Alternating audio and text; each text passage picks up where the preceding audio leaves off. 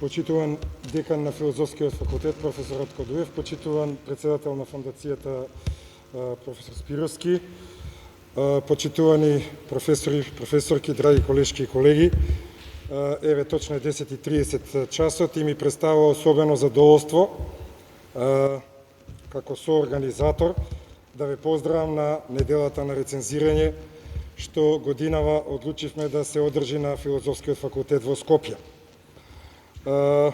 Ова е настан кој што секако има континуитет, за кој што ќе видите во воведното обраќање на професорот Спировски како и неговата фондација како главни организатори, а Филозофскиот факултет од Скопје секогаш се вклучува во вакви научни, образовни, едукативни настани и јас на овој сам почеток би сакал да упатам една огромна благодарност до деканот професор Дуев и до продеканката професорката Геровска Митев за слухот што го имаат да поддржуваат вакви настани.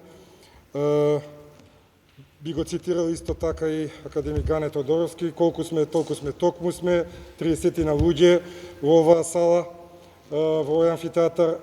Паметам кога сум го полнел со 300 луѓе, кога стоеле буквално од страна, но ковид кризата едноставно не дозволува да можеме да многу се расшируваме. И да не должам многу, оваа недела широм светот ќе биде обележана. Еве, ние даваме скромен придонес во Македонија преку овој настан.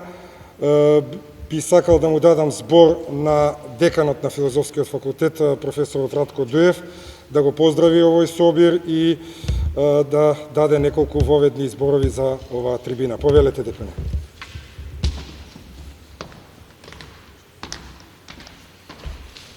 Благодарам. Почитувам професор Спировски, почитувам професор Трајковски. За нас е исклучително значење одржување на вакви трибини, бидејќи од Филозофскиот факултет започнува всушност и развојот на научните списанија и науката во Македонија. Еве, одбележуваме 1 век од нашето постоење. Првото научно списание во 1948 година е годишен зборник на Филозофскиот факултет. Првото меѓународно списание е Жива антика, која што излегува во 1951 година. Денес имаме околу 12 списанија, а сите оние кои што работат на научни списанија знаат со какви проблеми се очуваат и колку е тешко да се одржуваат тие списанија, а ако ги адаптираме според новите правила на издавање и оно што се бара денеска од нас, од оној дел на отворени рецензии, open journal, зашто моите колеги се многу покомпетентни, имаат повеќе искуство во тој дел, но и јас како уредник списание знам точно што тоа значи, колку е тешко без никаква поддршка и во најголем дел сето тоа се базира на одредено волонтерство на сите нас. Но сепак мораме да го фатиме чекорот со светот и затоа јас им благодарам на колегите што одлучија да направиме, значи ова е една од прва трибина, која што ќе следи уште една трибина, за да нашите колеги, нашите уредници и членови на уредувачките одбори им го пренесат своето искуство и своето знаење, за да и нашите списанија на некој начин, доколку можеме, да го фатат приклучокот со светскиот тренд. Рецензијата постојано, ние некако во минатото ја подценувавме, но клучот на нашата професија е рецензијата. Значи, во голем дел и во издавањето на учебници и списанија, рецензентот има поголема одговорност од самиот автор. И многу пати во нашата средина тој дел се некако запоставуваше, но еве имаме обид да на некој начин во делот барем на списанијата да нашите колеги ни посочат што и како и што треба да има секој едно списание за да дојде до квалитетни трудови и да дојде до вреднување во светските системи на вреднување на научните списанија. Јас би се заблагодарил уште еднаш на 20 колеги, а на сите вас присутни ви посакувам добро дојде на Филозофскиот факултет и се надевам дека ова е само почеток на циклус предавања од нашите искусни колеги за како, на кој начин да ги подобриме сите овие, не само рецензирањето, него и оние други нешта кои што нашите научни списанија мора да ги имаат за да влезат во светските бази и системот на вреднување. Благодарам.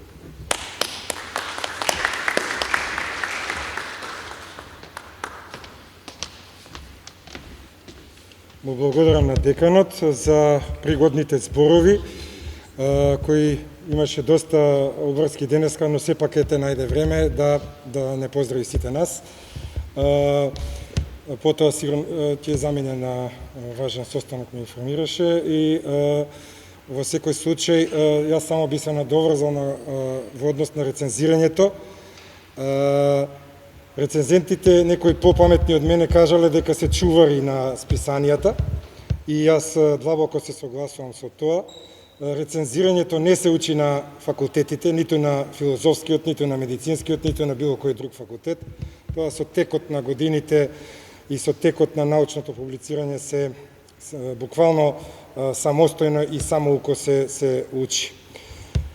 Сега, еден од главните, ако не и главен организатор, професорот доктор Мирко Спировски, со кој што долги години организираме вакви работилници, вакви трибини. Ете, и оваа година се најдовме на иста фреквенција, договарајќи се и разговарајќи често, прашувајќи се кој ќе дојде во COVID-19, така имавме интересни несогласувања под наводници. Он вели, ако треба и за 5 души ќе предаваме, јас му велам, ако има по 25, јас давам оставка од списанието, но еве, мислам дека сме нешто изнад 25, така да нема да давам оставка. Професор Спировски, повелете.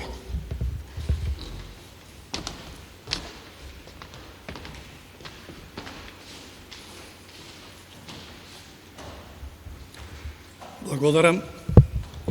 Јас ќе бидам рационален. Прво да му се заблагодарам на деканот, што пријатно ме изненади дека има поддршка за ваква работа што е надвор од образовниот процес. Не е неповрзана, ама не е директно во програмските определби. Друго, со на колегата Трајковски, за кој што долго време сме биле заедно и не верував дека ќе може да одбие. Тоа беше предлог што евентуално не би можел да се одбие. Меѓутоа, сакам да кажам дека оваа идеја не е нова. Прво, што е недела на заедничко рецензирање? Пред да продолжам да зборувам, зборот peer review ми представуваше голем проблем да го преведам, кој и многу други зборови во досегашната моја работа на медицински, па и немедицински поврзани термини. Peer во превод има многу значења, review е рецензија, тоа го знаеме, меѓутоа јас од тие сите значења на peer го преведов заедничко, бидејќи во суштината на рецензирањето во списанија е заправо производ од заедничката одлука на повеќе од еден рецензенти. Може би има подобар збор, ако има подобар треба го прифатиме. Меѓутоа, само рецензија не значи тоа што е peer review, тоа е различно од рецензирање и како што гледаме, секоја година Асоциацијата на рецензенти, која што постои и на издавачи на списанија, организира во чест на афирмирање на значењето на рецензирањето недела на заедничко рецензирање. И таа недела по правило е последната недела од септември во секоја година, за да може и други недели нормално да се распоредат по 52 недели во една година. Се разбира дека не е ова првата работилница или недела на заедничко рецензирање беше организирана 2016 година и тоа во Македонска академија на науките и уметностите и, како што гледате, беа организатори академик Поленаковиќ и останатите кои што беа тука. Тоа беше прв обид да ние преку Сдруженијето на медицинските издавачи обрнеме внимание и да покажеме што заправо треба да се случува. Тогаш беа изнесени овие цели, целната група беа членови на уредувачките одбори од биомедицински списанија, значи не сите, туку само од сегментот на биомедицина. понатаму главни и одговорни уредници на биомедицинските списанија и заменици главни и одговорни уредници, односно тесен еден состав каде што во своји редови, така да кажам, беше организирана работилницата и мислам дека тоа беше добро организирана. 2 години направивме пауза, нажалост, која што настана од објективни и субјективни причини, и втората недела на заедничко рецензирање беше одржана 2019-та, исто така во Македонска академија на науките и уметностите со овој текст, значи основен принцип на научна комуникација, каде што гледате дека одговорен беше колешката Ристовска од архиви на јавното здравје. Ова беа предавањата кои што беа тогаш изнесени. И годинава одлучивме да направиме продолжување, тоа е ова 3-та недела на заедничко рецензирање, кое што ја одрживме тука и се надевам ќе продолжи и понатаму. Оно што сакам да кажам, дека неделата на заедничко рецензирање не значи дека кој прв ќе направи и само тоа треба да направи. Обратно, тоа е цела недела во која што од понеделник до петок би требало разните институции координирано, за да можат луѓето да присуствуваат, ако сакаат, и на повеќе работилници, тоа да го прават. И ако ги прочитаме развиените и источни и западни земји, па богами и јужни, ќе видиме дека тоа се случува. Во оваа недела се одржуваат скоро секој ден, дури и повеќе од една работилница на специфични теми кои што се од интерес. Овде ставивме кои се предавачите, кои се слушателите и така натаму. Меѓутоа, она што сакам да го кажам е дека годинава се одлучивме да направиме нешто кое што е поинаку, односно, за среќа, минатата година, која што е најнови податоци, годинешните податоци ќе излезат до година, значи за 2018, беше покажано дека 8 списанија од Македонија се вклучени во Скопус и 8 списанија од Скопус ги има податоците и, како да речам, потребата да се издвојат како најдобри списанија. И погледнете, за прв пат се појави списанието што го води професор Какоринов, меѓутоа се појави за прв пат списанието за социјална работа од Универзитетот Гоце Делчев, а останатите беа и од 2017 година.